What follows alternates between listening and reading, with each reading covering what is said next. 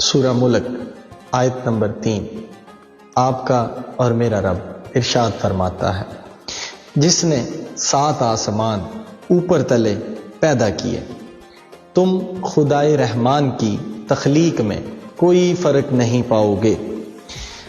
پھر غور و فکر کرو، کیا تمہیں کوئی خلل یا کوئی گڑبڑ یا کوئی خرابی نظر آتی ہے اللہ کے نظام میں؟ دوستو، اس آیت مبارکہ میں آپ کا اور میرا رب ہمیں غور و فکر کی دعوت دے رہا ہے۔ غور و فکر کی دعوت اس لیے دے رہا ہے، رب فرما رہا ہے میرے اس نظام کے اندر تم جھانک کر دیکھو، اس میں غور و فکر کرو، کیا تمہیں کسی بھی جگہ پر کوئی بے ضابطگی نظر آتی ہے؟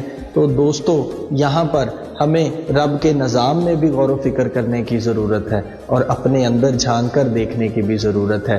آپ کے رب نے آپ کو بھی بہت خوبصورت تخلیق کے ساتھ پیدا فرمایا۔ آپ کے رب نے آپ کے اندر تمام جہانوں کے جو علوم ہیں وہ آپ کے اندر رکھ دیے۔